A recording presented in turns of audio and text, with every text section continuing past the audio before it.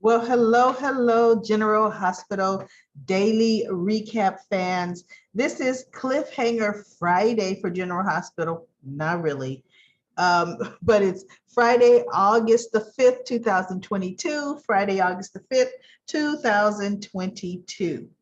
I tell you, the best scene to me they had in General Hospital today was definitely this. Wow.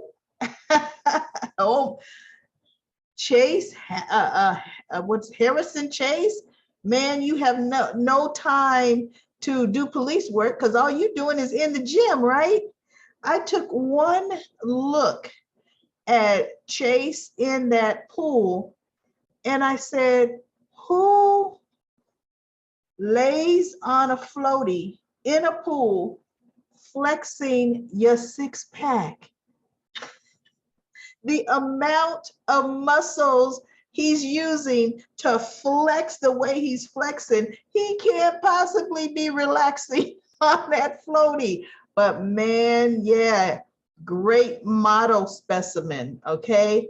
So Link approaches Harrison. Well, Dante was there first, and Dante kind of gave him the bad news that no, he has not been reinstated yet and doesn't know when. Doesn't look good, but doesn't look bad. You know, keep hope alive, Chase. But then Link comes over and Dante wants to give him the boot. He's like, go over there. And Chase is like, I'll speak to him. So Link, believe it or not, had some things lined up. He has Chase singing at the Savoy. He's hired, somebody, a singing coach, a vocal coach for him. He's hired somebody to give him a good image and dress him up. And he's ready to go all out for Chase. And I was like, okay, goodness, if Chase really wanted to do this, you would actually be a good manager. But see, Link, it doesn't mean he doesn't have connections. He's just a thief. And he also is a sexual harasser of women, but he's going all out for Harrison. Plus, he knows Harrison was a cop, so he knows Harrison's not stupid. And then, of course, Brooklyn shows up and offers Chase something else, even though this is all a part of the game. I can give you me. I'm a songwriter. We've collaborated together. We can make beautiful music together, yada, yada, yada. So Brooklyn walks away and Dante, because Dante's checking out this whole interaction scenario. And he told Brooklyn, what are you up to? You guys did a good show over there. And she's like, what are you talking about? He's like, Brooklyn, I know you. Plus, I could spot a con artist from a mile away. You guys are pulling the con over there. And she's looking like, Dante, you don't know what you're talking about, Dante. Yeah, right. And then we had scenes with Cody and Britt. He's waiting for her at the top of the Metro Court by the pool. Of course, he's stalking her, but, he almost slips and she catches him. She's like, bottom line, you're invasive, you're intrusive. She just out and out told him, I don't like you. But then he broke her defenses down. See, Maxie is sticking her nose in where it doesn't belong. Because don't give Cody an unfair advantage into getting Britt, because she doesn't know Cody from the man on the moon. So Cody can either get Britt on his own or he doesn't need Britt. Maxie, get out of here. So the card he hand writes to her works. She softens up, she's talking to him, and I was like, okay, here we go. To me, they still don't make a good couple. I know there are people that think they do, but I just do not like Cody at all. Now, Lucy at Deception. And I can understand exactly where Lucy's coming from, and I agree with Lucy in this point. Bottom line, Sasha is spiraling out of control. She has spiraled out of control. That's not the face of deception. So Lucy had to delicately bring that up to Maxie, and Maxie's like, almost like, you want to kick her when she's down? We have to stand by our friend. And Lucy's like, she is still our friend. But this is a business. And we need her to just take a little hiatus as the face of deception. Let's get another model. They really should. Sasha's still a stockholder. She's still a major, she's a partner in that company. But as far as the pressures of being the face of deception, Sasha cannot handle it.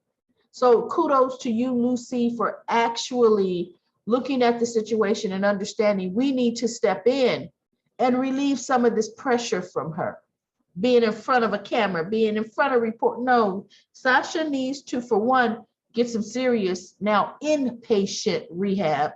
She and Elizabeth Weber could be right there in the same place, chatting it up with each other in between sessions, okay? But so I was really happy about Lucy and what Lucy said. Now, then they had these, scenes that don't really matter. Alexis was talking to Chase's father, Mr. Chase. I can never remember his name because he really doesn't mean that much to General Hospital.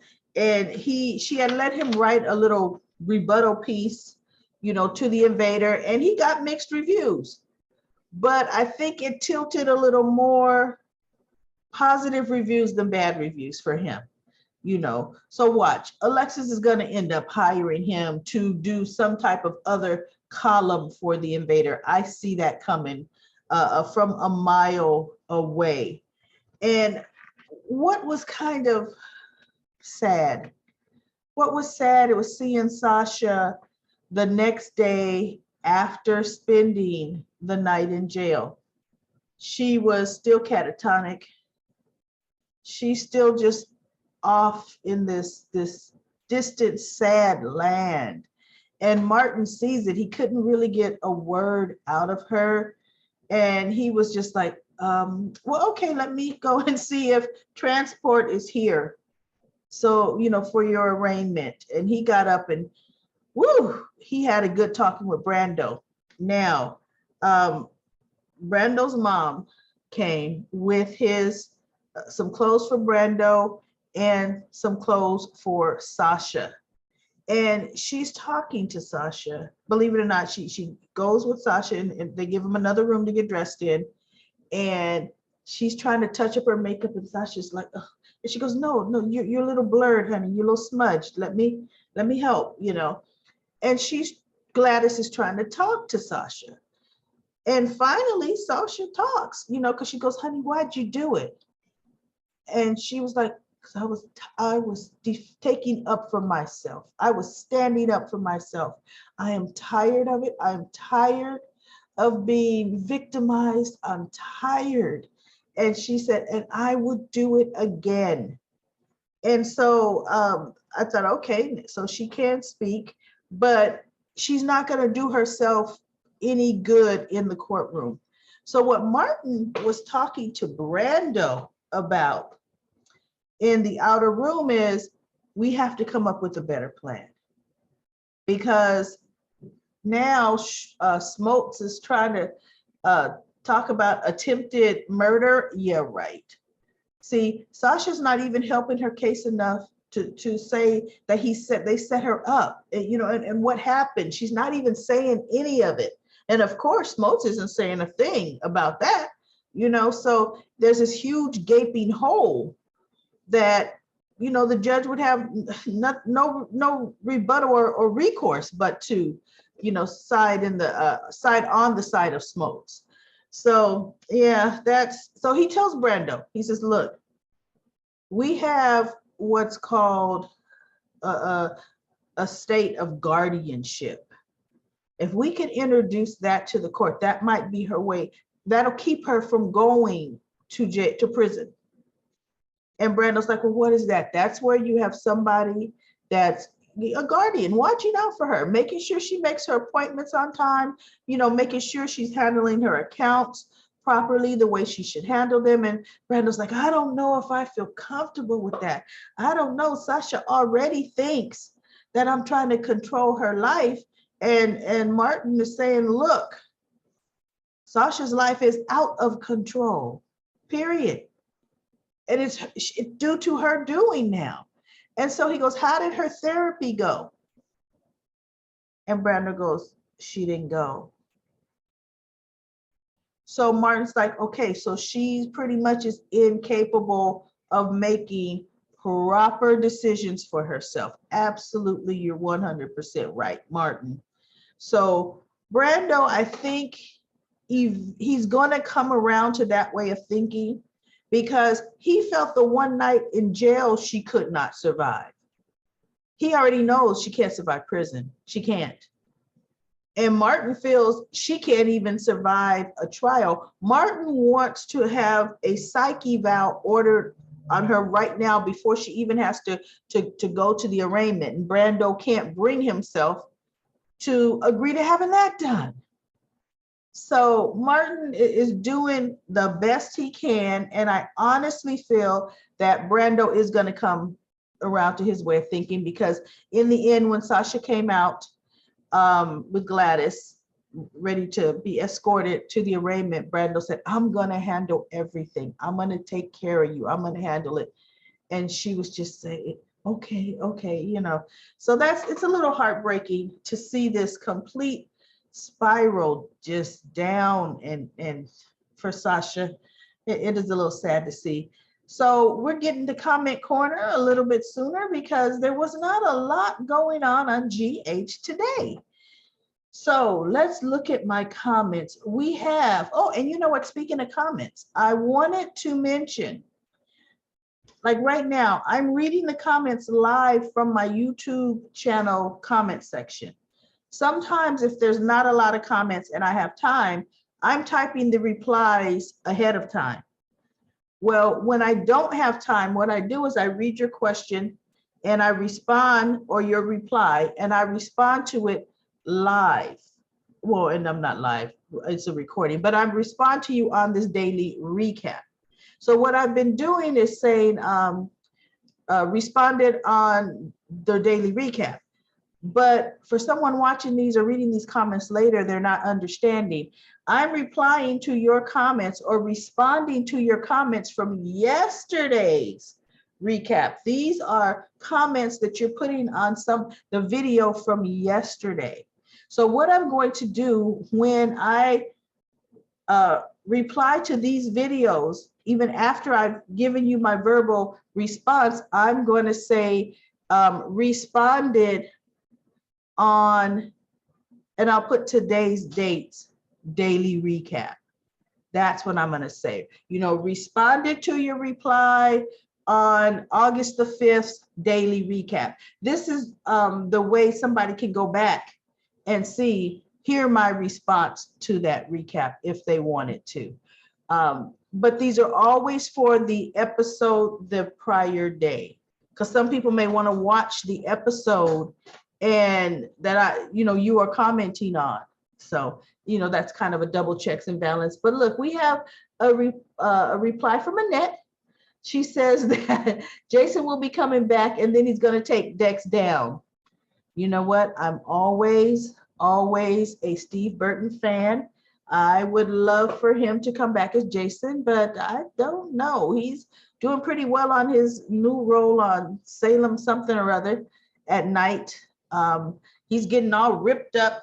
I follow him on Instagram, and he's been in the gym. Looks like he and Chase are working out buddies, because Steve Burton's six-pack is just banging. So, wow. Anyway, now we have comments from Mary. Mary gave a couple of comments. Mary says she has a prediction and a couple of questions. She predicts that Josh and Cam are going to break up, and Josh is gonna hook up with Dex. I could see that, because they're having them come into each other's atmosphere. Whenever a soap does that, look out, that they're going to be a couple. And then now her question is, why does Dex have a picture of Wiley on his phone? I missed that, Mary. I did not see that Dex had a picture of Wiley. I don't know why he would. That's weird, a little creepy. And then next, she said, Ava, where's those divorce papers? Exactly. See what's going on with those divorce papers. That's really, really interesting. And then Mary said in her mind that it's too late for Spencer, a little too late for Spencer to be helping Trina. And she feels the writers are approaching that turn of events the wrong way. And she put just saying, I don't know, Mary. I'm beginning to be Team Spencer. And then Mary also says, Cam didn't lie to Josh. And you're right. She says, he didn't lie to her. Don't you understand the bro code? She's asking that of Josh. And then she goes, or the sister code for that matter. Josh already admitted to Carly that if she needed to keep a confidence for Trina from Cameron, she would. So, I mean, come on, Jocelyn.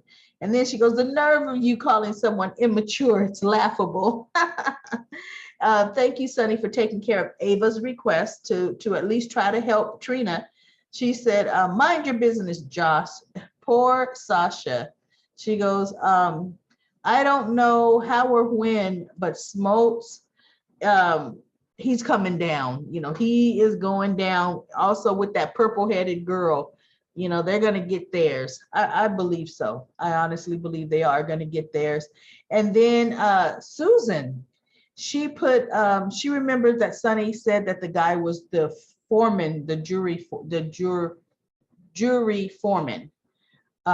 So, okay, I couldn't remember for sure. And then she says that Jordan should have, really had Sasha taken to GH for evaluation as soon as she saw the state that she was really in when she got there. And someone needs to take care of Smokes and Fenty. Yes, they sure do. And I'm surprised. Alexis did clear up today with Mr. Chase that Smokes is a freelance reporter. He does not work for the Invader. If he gets a hot enough story, he can shop it around anywhere he wants. And the Invader is just one of the places that he shops some of his stories around, which, oh my goodness, sleazebag. Then she talked about Portia, Curtis, and TJ discussing whether or not to bring Oz out of that coma. We're going to see. They didn't get to that today. I'm wondering, are they going to talk about we'll see what Jordan does tomorrow. I kind of think my prediction in all of that is Jordan is going to go in there to do it. But before she does it, he's going to wake up because that's going to prevent her from breaking the law. It's against the law what they're talking about doing, and she could lose her license. Oh my goodness. So let's see what else we've got. There's everybody. Susan has a large reply there. If you want to read some more of her reply, because she gets in depth with it, feel free to go to the comment section with yesterday's video, and you're going to see the comments. And let's see. She says that Josh needs to stay out of grown folks' business. And Sasha has had a total breakdown. Yeah, she really has. She should have hit Smokes instead of hitting that car. Yeah. Unfortunately, though, then she really would be coming up on some charges because Smokes would have been bloody because Sasha would not have stopped hitting him until she killed him. Because she just was banging and she just really didn't know what she was doing at that time. And it's like she was just on autopilot with hitting that windshield. So I'm happy she did not hit Smokes. And Anthony says that she is crashing and burning. She'll bring him down with her. Yeah, she could bring, because Brando is recovering himself. And this could be too much for him, which is why Gladys does worry about Brando. He really does. And then Monique says Josh makes her blood boil. Boy, everybody's anti-Josh. With hot lava. Sonny's a good guy. What? Wait, let me read that again. Sonny's a good guy when it benefits her. Oh, okay, I see what you were saying. I thought you were saying Sonny's a good guy And I'm thinking the mob boss, but no. But yeah, when it benefits anybody, Sonny is a good guy. Seriously. Um, but don't forget what a bad guy. Wait, don't wait. I forgot what a bad guy, but good when you need him. Yeah, he's bad, but it's good when you want to need. That is so true about that. This writing is so small. I don't have reading computer glasses or trying to read my comments from the actual YouTube. Let's see, what else do we have? Oh, because she goes, what have you done? What have you put on the line, to help Trina? You haven't risked your life. And then we have LaShunta. She says she and Trina found out Oz sold Esme that phone. That is true. She had fake IDs and she could have gone to jail. Yes, she did. Josh was a ride or die friend for Trina that night. She was definitely ride or die that night. So you are 100% correct, LaShunta. Josh has proven herself, but Josh can just be very opinionated. But whose daughter is Jocelyn? She's Carly's daughter. So of course she's going to be opinionated. That's Carly. She is Carlyette. That's exactly who Jocelyn is. Thank you so much for all of the comments. So when you see my reply saying replied on the daily recap, it'll be today's date because that is when I replied to your comments live. Everyone have a phenomenal, phenomenal weekend. I will be back on Monday with another General Hospital daily recap.